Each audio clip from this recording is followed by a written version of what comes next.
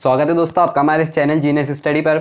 आज हमारा जो टॉपिक होने वाला है, जो टेंस हम सीरीज़ में जो अगला जो टेंस है हमारा वो है प्रेजेंट कंटिन्यूअस टेंस। इसके पिछले वीडियो में हमने सिंपल जो हमारी सीरीज़ थी उसके पूरी वीडियोज़ में हमने simple present tense, simple past tense और सिंपल फ्यूचर टेंस को कवर किया। आप चाहे तो उसे प्ले लिस्ट में जाकर देख सकते हैं। आज हमारी जो नई जो लाइन शुरू होने वाली है वो है present continuous tense, past continuous tense और फ्यूचर कंटिन्यूअस टेंस। इन तीनों को भी हम इंशाल्लाह कवर करेंगे। तो नए आने वाले साथियों से मैं गुजारिश करता हूँ कि हमारे चैनल को सब्सक्राइब कर दीजिएगा। और आज हम पढ़ने वाले हैं क्या क्या, हम आपको बता देते हैं कि सबसे पहले हम पढ़ेंगे कि इनके सेंटेंसेस किस तरह बनाए जाते हैं, इसकी पैसिव वॉइस किस तरह से बनाई जाती है और इसमें नॉट किस तरह से लगाया जाता है वो भी। ठीक है, चलो अब शुरू करते हैं। तो देखिए सबसे पहले जो इसकी तरतीब है वो है subject, helping verb, V1 plus ये नई चीज़ आपके लिए ING और ऑब्जेक्ट एज इट इज़। इसमें थोड़ा सा फ़र्क है। अब जितने भी हमने देखे थे उसमें ज़्यादातर फ़र्क नहीं था, ज़्यादा से ज़्यादा दो का फ़र्क था। शैल और विल हमने पिछले वीडियो में देखे, लेकिन इसमें तीन चीज़ों को फ़र्क है। इसमें आई, सबसे पहले हम सेंटेंस किस तरह बनता है इसका वो देखते हैं कि I am playing the chess. सबसे पहले हम बात करते हैं इस टेंस के नाम से। टेंस का नाम है हमारे प्रेजेंट कंटिन्यूअस टेंस। अब कंटिन्यूअस से आप एक बात समझ में आती है कि ये इस टेंस में जो भी बात होगी वो कुछ जारी होने के बारे में होगी, यानी कुछ शुरू हो, कुछ कोई भी चीज़ जो काम है वो चल रहा है, अभी वो ख़त्म नहीं हुआ है, जो भी काम है वो चल रहा है। तो इसका ट्रांसलेशन क्या होगा हमारी उर्दू में या हिंदी में कि I am playing the chess, यानी कि मैं जो है मैं वो चेस खेल रहा हूँ, मेरा काम अभी ख़त्म नहीं हुआ है, मैं भी खेल रहा हूँ चेस। ओके, और यहाँ पे देखिए एक नोटेबल बात यह है कि आई के साथ एम लग रहा है और ये जितने भी प्लूरल्स हैं हमारे उनके साथ आर लगेगा और ये जितने भी सिंगुलर्स हैं उनके साथ में इज लगेगा। ओके, बाकी जो है हेल्पिंग वर्ब के सिवा इसमें कोई भी चेंज नहीं है। सबके साथ बड़े बड़े सेंटेंसेस भी हम इसके अकॉर्डिंग बना सकते हैं, इस तरतीब के अकॉर्डिंग। ओके, तो चलिए हम बात करते हैं I am playing the chess, यानी कि मैं चेस खेल रहा हूँ। अब इसमें एक ये कि सब्जेक्ट, फिर हेल्पिंग वर्ब, फिर V1। अब देखिए अब इसमें एक चीज़ एक्स्ट्रा है कि ING लगाना पड़ेगा इसमें। हमने इसके पिछले वीडियो में देखी कि हमने जितने भी देखे उसमें V1 था और V2 था सिर्फ। इस वाले वीडियो में एक चीज़ नई ये है कि इसमें ING लगाना पड़ेगा, हमें वर्ब के लिए हमें ING लगाना पड़ेगा यहाँ पे। Okay, I am playing the chess, यहाँ पे V1 हमारा प्ले है और इसके साथ हमने लगाया ING, यानी कि इंग, जिसे हम याद करने के लिए कह सकते हैं कि I am playing the chess. Okay, अब बात करते हैं इसकी हम प्लूरल्स की कि यू और जितने भी प्लूरल्स हैं उनके साथ में क्या लगा रहे हैं हम, जी हाँ आर लगा रहे। तो you are writing a book, यानी कि तुम एक किताब लिख रहे हो, अभी तुम्हारा काम ख़त्म नहीं हुआ है, अभी तुम्हारा काम जारी है, इसलिए इसका जो शुमार है वो प्रेजेंट कंटिन्यूअस टेंस में होता है। इसको भी ज़्यादातर जो मुकालमे होते हैं यानी जो बातचीत होती है उसमें बहुत ज़्यादा इस्तेमाल किया जाता है। ओके, तो you are writing a book, यानी कि तुम एक किताब लिख रहे हो, तुम्हारा काम जारी है। We are writing a book, यानी कि हम किताब लिख रहे हैं, हमारा काम अभी शुरू है। They are writing a book, यानी कि वो लोग किताब लिख रहे हैं। अब अगेन सिंगुलर्स पे आते हैं हम कि ही के साथ लगा है इज़। अब एक बात यहाँ पे नोटेबल है हमारी कि हमने सिंपल प्रेजेंट टेंस में जो पैसिव वॉइसेस देखी थी उसके अकॉर्डिंग इज़ के बाद वहाँ पे आएगा V3। हर पैसिव वॉइस का रूल क्या कहते हैं हमें कि V3 आना पैसिव वॉइस की निशानी है। ओके, अब यहाँ पे इज़ आ रहा है लेकिन यहाँ पे आगे V3 नहीं है, यहाँ पे ING है, इसलिए हमें पहचान किस तरह से करेंगे हम, अगर हेल्पिंग वर्ब यानी कि इज़ के आगे अगर V3 है तो वो क्या होगा, सिंपल प्रेजेंट टेंस का पैसिव वॉइस। और अगर हमारे हेल्पिंग वर्ब इज़ के आगे है ING, V1 में ING, तो आप समझ जाइएगा कि ये है प्रेजेंट कंटिन्यूअस का सेंटेंस। ओके, ये एक बात हुई। He is cooking the food, यानी कि वो लड़का खाना बना रहा है, खाना पका रहा है, जो भी इसे कहेंगे, उसका काम अभी जारी है। ये बात यहाँ पे प्रेजेंट कंटिन्यूअस की जो मेन खासियत ये है कि वो काम के जारी होने की बात बताता है। ओके, इसमें काम ख़त्म नहीं हुआ, अभी काम जारी है। He is cooking the food, she is cooking the food, यानी कि वो लड़की खाना बना रही है। It is cooking the food, यानी कि वो मशीन या फिर जो जानवर है, जानवर तो नहीं लेकिन मशीन खाना बना रही है। या जोसेफ, ये हमारा noun, Joseph is cooking the food, यानी कि जोसेफ खाना बना रहा है।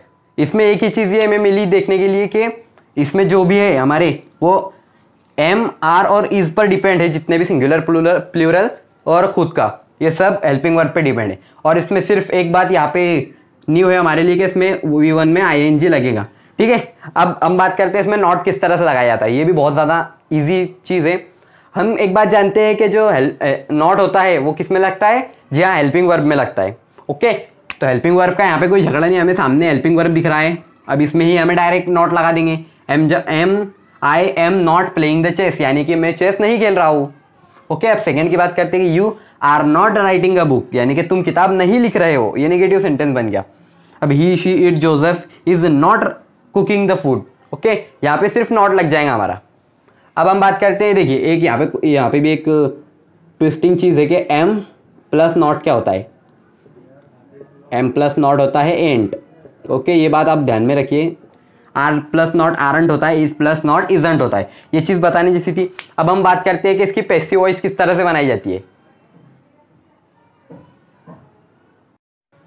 तो देखिए दोस्तों, अब हम बात करते हैं कि प्रेजेंट कंटिन्यूअस टेंस के एक्टिव एंड पैसिव वॉइसेस किस तरह से बनाई जाती है।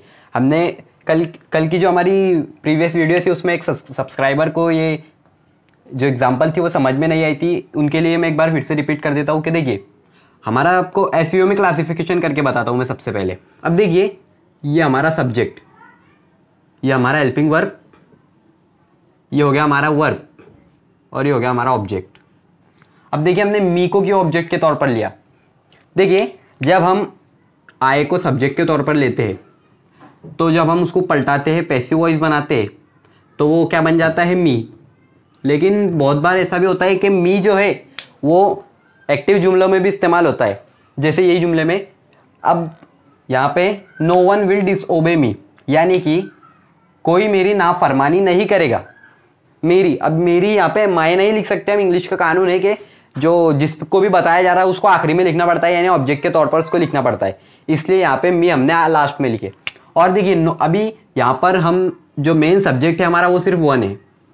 अभी नो क्यों लगाए हमने, हम ऐसा भी बोल सकते थे कि one will not disobey me, meaning वही होगा, लेकिन नो लगाने का मकसद ये है कि ये इंग्लिश की एक फिलॉसफी है। ओके, ये बात समझ लीजिए आपके। नो को हम विल नॉट भी लगा सकते थे, मेन हमारा यही है one will not disobey me, meaning वही होगा, लेकिन नो लगाने का मकसद ये है कि जुमले को थोड़ा अट्रैक्टिव बनाना। ओके, ये फिलॉसफी है एक इंग्लिश की, इसलिए नो वन विल डिसओबे मी, ये वन सिर्फ हमारा मेन सब्जेक्ट है। नो यहाँ पे भी लगा सकते हैं, लेकिन जब पलटाएंगे हम तो हमें नॉट जो है वो उसकी रियल जगह पे लगाना होगा।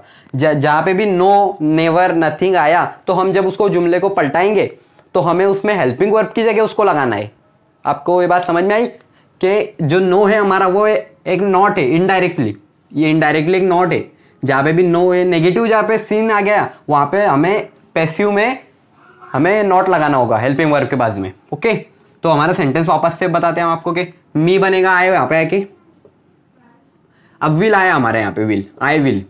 Okay, I will. अब ये नो है हमारा यहाँ पे, तो नो हमारा सब्जेक्ट में है, हम इसको वापस पूरा की पूरा यहाँ पे नहीं लगा सकते। अब नो में नो हमारा ये नॉट है यहाँ पे इनडायरेक्टली, तो नॉट को हमको डायरेक्टली बना के यहाँ पे नॉट लाना पड़ेगा। ओके, ये हर हमें पैसिव वॉइस में करना पड़ेगा। तो नॉट यहाँ पे आ गया, तो आई विल नॉट बी, ये हमें बी लगाना था कल के दिन, ये बात हमने कर चुके कल। V3 बाय और एनीवन। अब देखिए यहाँ से नो निकाले हमने, तो यहाँ पे इसको कुछ ना कुछ तो देना पड़ेगा हमें, तो हर जहाँ से भी हम नो निकालेंगे, नो वन, नो बडी, तो यहाँ पे नो की जगह हमें क्या लगाना पड़ेगा, एनी। ओके, जहाँ पे भी नो वन, नो बडी या फिर कुछ भी दिखा हमें, तो नो की जगह हमें पैसिव वॉइस में एनी वन लगाना पड़ता है, एनी, फिर वो वन हो, एनी बडी हो, कोई भी हो, उसके लिए हमें एनी लगाना पड़ेगा। ओके, उम्मीद करता हूँ आपको ये समझ में आया होगा। अब हम इसकी प्रेजेंट कंटिन्यूअस टेंस वाले की बात करते हैं कि first example, Anas is closing the door, यानी कि जो अनस है वो दरवाजे को बंद कर रहा है। तो दरवाजे को बंद कर रहा है तो उसका हमारी भाषा में ट्रांसलेशन कैसा होगा पैसिव वॉइस में, कि दरवाजा अनस के जरिए बंद किया जा रहा है। ओके, अनस के जरिए दरवाजा बंद किया जा रहा है, तो कैसा होगा, पलटाएंगे तो उसको एसवीओ में क्लासिफिकेशन। ये हो गया हमारा अनस सब्जेक्ट, काम कर रहा है जो, ये हो गया हेल्पिंग वर्ब हमारा। अब अनस के साथ इज क्यों लगा, ये बात हम कर चुके पहले। अब ये V1 है हमारा क्लोज, इसमें प्लस ING, फिर द डोर, ये हो गया हमारा पूरा ऑब्जेक्ट। पलटाते वक्त ऑब्जेक्ट सबसे पहले यहाँ पे आ जाएगा द डोर। ओके, अब देखिए हमें ये द डोर एक सिंगुलर है, इसलिए यहाँ पे इज लगाए, इज। अब यहाँ पे नई चीज, अब ING, जहाँ पे भी अगर ING हमें दिखा एक्टिव वॉइस में, तो हमें जो पलटाएंगे हम उसको, तो इज के आगे डायरेक्टली ING ना लगा के इज के आगे हमें क्या लगाना है, बीइंग। ओके, और पैसिव वॉइस का कानून हमें क्या कहता है, हर जो भी पैसिव वॉइस है उसका जो मेन वर्ब है उसमें हमें लगाना है V3, यानी third form of the verb. तो द डोर इज बीइंग, ये वर्ड एक्स्ट्रा हमें लगाना है हर पैसिव वॉइस में। और जो क्लोज है, ये जो हमारा मेन वर्ब था, यानी कि ये क्लोज में हम ईडी लगाएंगे। समझ में ये बात आपके? तो क्या बना हमारा sentence, the door is being closed by us, यानी कि जो दरवाजा है वो अनस के जरिए बंद किया जा रहा है, अभी वो काम शुरू है। ओके, बीइंग का मतलब होना, हो रहा है जो काम। Okay, being closed by us. बात करते हैं सेकंड एग्जांपल की हम फिर से। देखिए नो वन को हमने इसलिए शामिल किया कि आपका कंफ्यूजन दूर हो। तो no one is catching the ball, यानी कि अभी देखिए नो को मैं यहाँ पे भी लगा सकता था कि one is not catching the ball, यानी कि कोई बॉल को हाथ नहीं लगा रहा, लेकिन नो ऊपर लगाने का मकसद यही है कि आपको समझ में आ जाए, और ये एक इंग्लिश की फिलॉसफी भी है। तो no one is catching the ball, यानी कि कोई बॉल को नहीं पकड़ रहा है। तो सबसे पहले एसवीओ में क्लासिफिकेशन करते हैं हम। अभी इसको छोड़ देते हैं कुछ देर के लिए। फर्ज कीजिए हमारा नॉट है वो यहाँ ना होके यहाँ पर है। नो, ये हमारा वन है सब्जेक्ट, ये हमारा हेल्पिंग वर्ब है, ये है हमारा V1 प्लस ING, ये हमारा ऑब्जेक्ट। इसको पलटाएंगे हम अगर। ओके, अब इसको पलटा रहे हैं हम फिर से। देखिए तो द बॉल को हम यहाँ पे ऑब्जेक्ट को सबसे पहले लाएंगे। ओके, अब हमें एक बात यहाँ पे थी कि हमने नो को क्या फर्ज करना है, नॉट। नो इनडायरेक्टली नॉट होता है, तो नॉट अब यहाँ पे है हमारा इजंट, तो इसको तो हमको पलटाते वक्त हेल्पिंग वर्ब में लाना होगा। तो द बॉल इज नॉट, हम यहाँ पे एज इट इज नो नहीं रहने दे सकते। ये बात आप ज़हन नशीन कर लीजिए कि एज इट इज हम नो को नहीं रहने दे सकते पैसिव वॉइस में, उसको हमें हेल्पिंग वर्ब के बाद लगाना होगा। द बॉल इज नॉट, अब बीइंग हमारा नया वर्ड यहाँ पे बीइंग, और ये कैच का थर्ड फॉर्म कैच V1 था, तो ये मेन वर्ब था, और इसमें V3 इसका लेंगे हम, तो क्या बनेगा, caught. Okay, caught by anyone. अब देखिए नो यहाँ से लिए हमने, इनडायरेक्टली था इसलिए नॉट, नो यहाँ से लेके हमने लगाए नॉट। अब यहाँ पे कुछ नहीं है तो हमें इसको कुछ ना कुछ तो देना पड़ेगा। तो जब भी हम नो निकालेंगे, नो वन या नो बडी में से, तो उसके लिए क्या लगाएंगे हम, एनी। ओके, पॉइंट क्लियर आपके लिए। थर्ड एग्जांपल पे आते हैं कि Aman and Suresh are buying a book. ये थोड़ी ट्रिकी एग्जांपल है। अगर आप ये देखेंगे सुरेश सिर्फ, तो आप सोचेंगे कि यहाँ पे तो इज लगाना चाहिए था, लेकिन जब भी हम दो लोगों की बात कर रहे हैं हम यहाँ पे, अमन और Suresh are buying a book, यानी कि अमन और सुरेश किताब खरीद रहे हैं। Aman and Suresh are buying a book, तो अमन और सुरेश दोनों की बात हो रही जब, तब हम यहाँ पे क्या लगाएंगे, आर। आगे बात आपके समझ में, ये आर बाइंग अ बुक।